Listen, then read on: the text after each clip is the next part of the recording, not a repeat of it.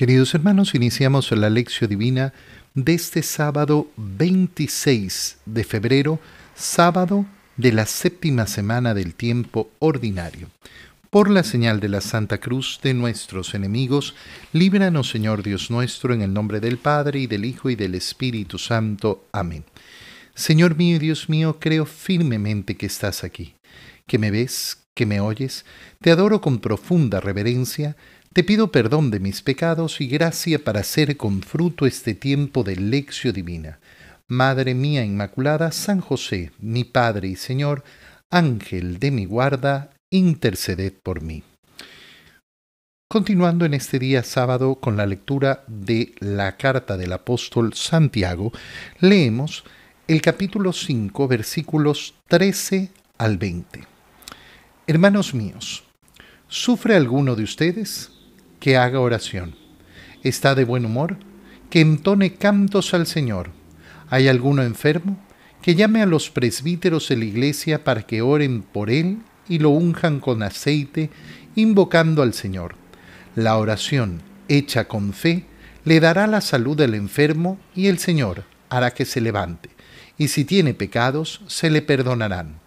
Por lo tanto, confiesen sus pecados los unos a los otros y oren los unos por los otros, para que se curen. Mucho puede la oración insistente del justo. Ellas eran un hombre igual a nosotros, Elías era un hombre igual a nosotros, y cuando oró con insistencia para que no lloviera, no llovió en 3 años y medio.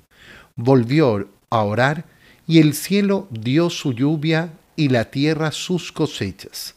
Hermanos míos, si alguno de ustedes se desvía de la verdad y otro lo hace volver al buen camino, tengan presente que quien hace volver a un pecador de su extravío salvará su propia alma de la muerte y sepultará una multitud de pecados. Palabra de Dios.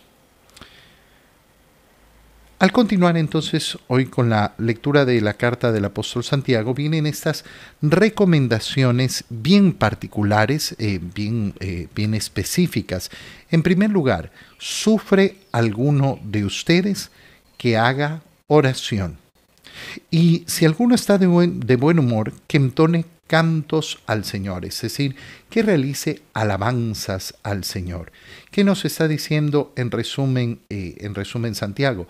Miren, en todo momento de nuestra vida, cuando estamos en sufrimiento, cuando estamos tristes, cuando estamos alegres, tenemos que hacer oración.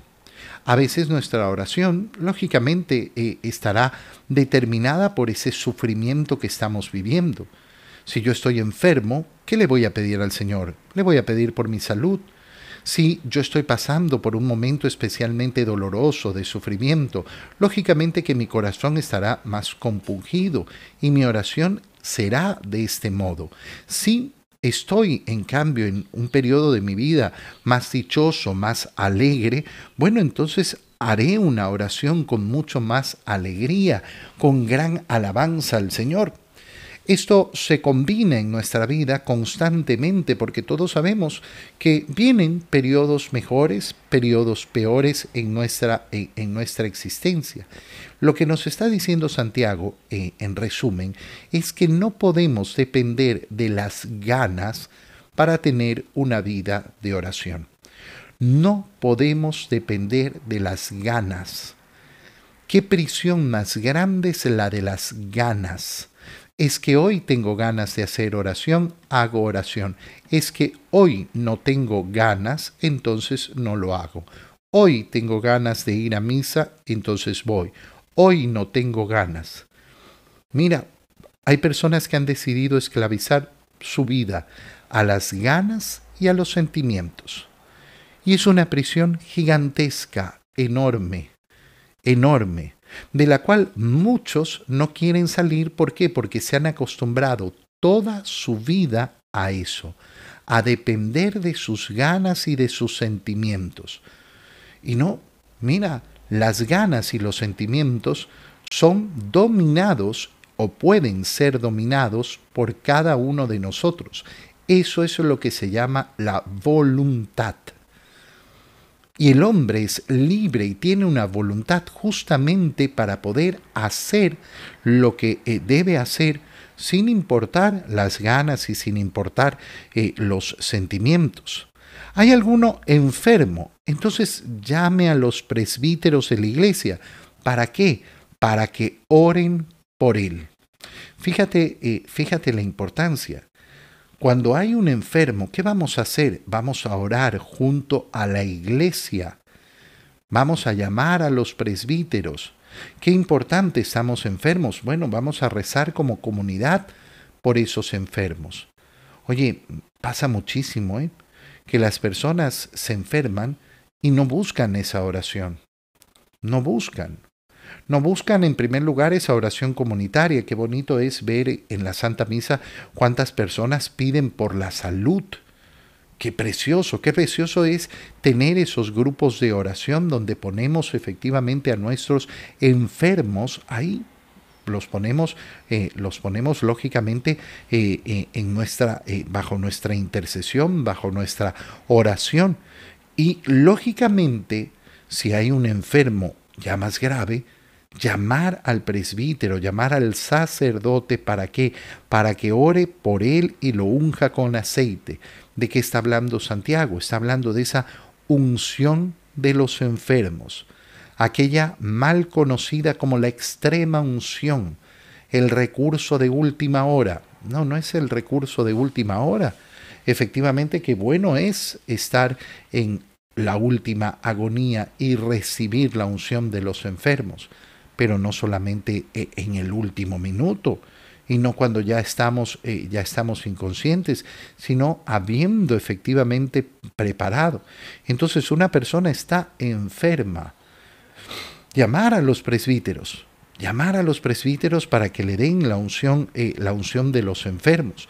La oración hecha con fe le dará salud al enfermo, y el Señor hará que se levante, y si tiene pecado se le perdonarán. Se busca y se pide la sanación, y se la pide con fe. Pero sobre todas las cosas queremos que los enfermos, si tienen pecados, sean sanados, sean liberados, sean perdonados de esos pecados. Qué importante es este tema, hermanos míos, porque hay tantas personas con un miedo tremendo, miedo a pedir oración, miedo a pedir la presencia del sacerdote, miedo a enfrentarse a la enfermedad, miedo a enfrentarse a la muerte. Hay situaciones que llegan incluso a ser verdaderamente ridículas. Hay personas que tienen vergüenza de que se conozca su enfermedad y por eso no piden oraciones. Bueno, esa persona no ha entendido lo que es una comunidad. A mí me ha tocado, por ejemplo, personas que me dicen, no, yo orar por los enfermos, siempre he pedido por los enfermos, pero no me gusta que pidan por mí. Bueno, hermano mío, entonces no has sido miembro de una comunidad. No, tú eres el proveedor, el que da a esa comunidad. Pero entonces tú estás puesto desde afuera. Tú tienes una posición que es de proveedor. Una posición, no sé si se entiende, de grandeza respecto a los demás. Yo no soy un miembro más. Yo soy distinto. Wow. Problema profundo del corazón. Por lo tanto, confiesen sus pecados, los unos con los otros, dice Santiago, porque fue el primer modo en que se realizaba efectivamente la confesión, ese sacramento de la confesión. ¿Cómo lo seguimos haciendo? Hay personas que, ¿por qué no lo seguimos haciendo? Lo seguimos haciendo en toda misa. ¿Cómo empieza la misa? Empieza con ese rito penitencial, donde confesamos delante de nuestros hermanos nuestros pecados. Pero para los pecados ya particulares, para los pecados mortales, vamos al confesionario. Pero efectivamente yo confieso ante Dios Todopoderoso y ante ustedes, hermanos. Fíjate cómo aquello que nos está diciendo Santiago lo seguimos haciendo. Y lo que se ha hecho ahora, no ahora, se ha hecho con el paso de los años, es especificar ese sacramento de la confesión delante del sacerdote, que es un sacramento tan hermoso. Siempre tenemos que estar confesando nuestros pecados. Mira, a lo largo de la Santa Misa, no es una, no es dos, no es tres.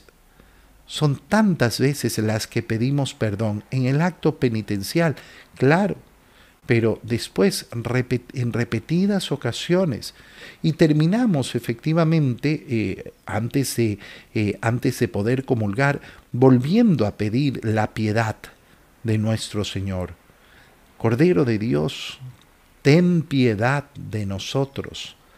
Volvemos a pedir perdón por nuestros pecados. Qué importante tener esa costumbre de pedir perdón por nuestros pecados, de no dejarlos dentro, de sacarlos, de entregarlos en las manos del Señor, que los va a recibir. Para eso ha venido al mundo, para ofrecernos esa salvación. Pero nunca nos va a robar los pecados, tenemos que entregárselos. Qué importante es además, porque en la medida que yo estoy acostumbrado a confesar mis pecados, a pedir perdón por mis pecados, ¿qué es lo que ocurre? Algo muy sencillo, que mi conciencia se va haciendo más grande. Voy ejercitando la conciencia. Y hay personas que tienen la conciencia completamente atrofiada y no logran ver sus pecados. ¿Por qué? Porque yo no tengo pecados. Qué pena, ¿no? Qué pena tener la oportunidad en la vida de pedir perdón y no hacerlo. Mucho puede la oración insistente del justo. Y entonces Santiago recuerda a Elías, cómo oró para que no lloviera y cómo oró para que lloviera. La oración es efectiva. La oración es efectiva. La oración es poderosa.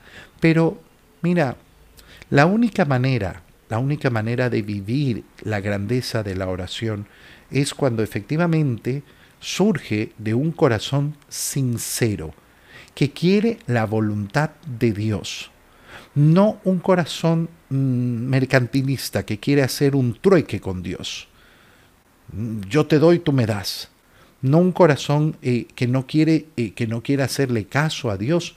Yo no quiero cumplir los mandamientos. Yo no quiero escuchar al Señor. Yo no voy a escuchar las palabras del Señor que me dicen, toma y come, esto es mi cuerpo. Toma y bebe, esta es mi sangre. No, yo no voy a escuchar eso. Pero quiero que el Señor me responda a mí en la oración. Pero la fuerza de la oración sincera. Ahora, ¿quién lo puede comprobar? Solo el que hace la prueba. Solo el que hace la prueba. La oración te la pueden contar.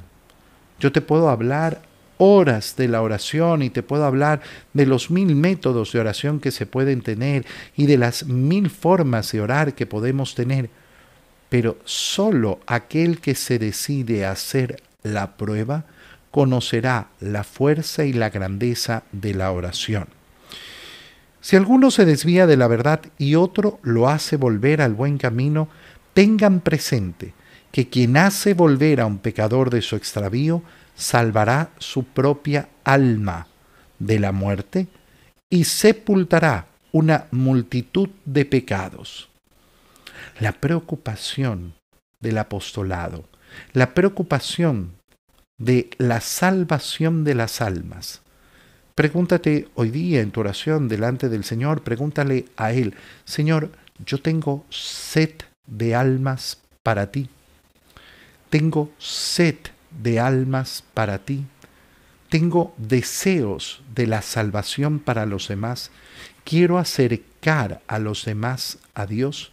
Y fíjate qué preciosas las palabras que nos dice Santiago. Si alguno logra efectivamente con sus diferentes acciones y sobre todo con su oración, con su mortificación, con sus sacrificios, acercar a una persona que se había desviado hacia el buen camino, bueno, Esto salva nuestra propia alma y nos sepulta una multitud de pecados. El Señor se siente tan feliz con ese apostolado, con ese deseo de la salvación de los demás. ¿Por qué? Porque es el verdadero amor. Amar significa desear el bien para los demás. Bueno, ¿qué amor más grande puede haber? Es decir, ¿qué bien más grande puede haber que desear el cielo para los demás? Si yo deseo el cielo para los demás y si yo me empeño en buscarlo para mí, obvio, en primer lugar, no es que yo simplemente le voy a decir a los otros, mira, tú cambia, tú haz, tú camina. No, yo con ese esfuerzo, con esa lucha personal, pero con ese deseo de que los demás se acerquen al Señor. En el Evangelio, continuando con la lectura del Evangelio de San Marcos, leemos el capítulo 10, versículos 13 al 16. En aquel tiempo la gente le llevó a Jesús unos niños para que los tocara, pero los discípulos trataban de impedirlo. Al ver aquello, Jesús se disgustó y les dijo: dejen que los niños se acerquen a mí y no se lo impidan, porque el reino de Dios es de los que son como ellos. Les aseguro que el que no reciba el reino de Dios como un niño, no entrará en él. Después tomó en brazos a los niños y los bendijo, imponiéndoles las manos. Palabra del Señor. Si alguna vez tú has sido de aquellos que han puesto mala cara a los niños, que le han puesto mala cara a los papás, porque los niños en la iglesia se ponen a molestar, se ponen a llorar. Hermano mío, algo muy profundo está mal en tu corazón. Algo muy, muy profundo está mal en tu corazón. Cuando yo veo estas personas, ¿no? Que, ay, pero ¿por qué nos sacan a este niño de aquí? Algo está muy mal en tu corazón. Lo peor es que a veces, como está muy mal ese corazón, ni siquiera se va a dar cuenta. Ni siquiera se va a dar cuenta y va a creer que, no, es que a mí me molestan los niños. Mira, no se trata de que yo no escuche el llanto de los niños, de que yo no escuche a un niño que está haciendo una travesura y qué sé yo. Se trata de que yo tengo que tener el corazón abierto para darme cuenta la importancia que es que ese niño esté ahí. La importancia y el amor que tengo que tener porque ese niño está ahí. En primer lugar, porque sus padres han entendido lo que tienen que hacer. Han escuchado las palabras del Señor que acabamos de leer en el Evangelio. Dejen que los niños se acerquen a mí. Esos papás lo han entendido. Y entonces están llevando a sus hijos. A veces nos puede tocar efectivamente un papá, una mamá que llegaron a la misa y que no van nunca y que el niño no sabe cómo comportarse en misa y que los papás lo dejan ahí como si estuvieran en cualquier lado, que haga lo que quiera. Bueno, eso es algo que hay que corregir. Pero ¿cómo lo vas a corregir? ¿Lo vas a corregir sacándolo? Lleves al niño. No lo vas a corregir de esa manera. De esa manera no lo vas a corregir. Posiblemente ese papá que nunca va a misa y que entonces el hijo no está acostumbrado a la misa y que está vuelto loco y que lo ponen y sale corriendo, tal vez ese día entienda la importancia. Pero lo que está clarísimo es que votándolo, rechazándolo, poniéndole mala cara, haciendo no vamos a cambiarlo.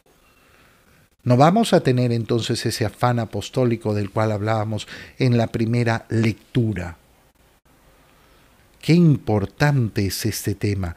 Este tema es además profundísimo. ¿Por qué?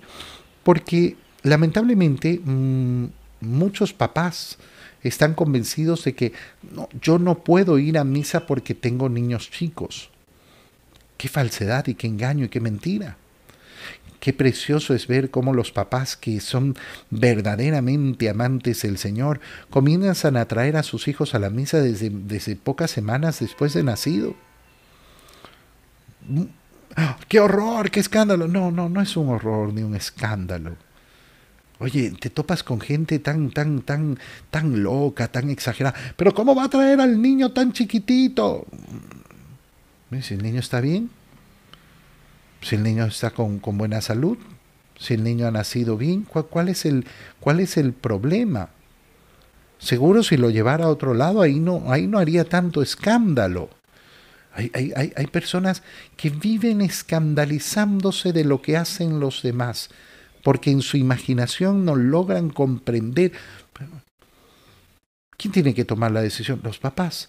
Lo que sí no puede ocurrir, estamos hablando de un recién nacido, lo que sí no puede ocurrir es que el niño ya tiene 1 año, tiene 2 años, tiene 3 años, y no, tiene 5 años y no lo traen a la iglesia. Porque no, es que molesta. ¿Molesta a quién? Les digo yo siempre a los papás.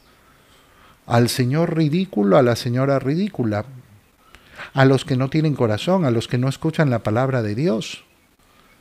A nadie más, a esos es a los que les molesta. Les molestan los niños.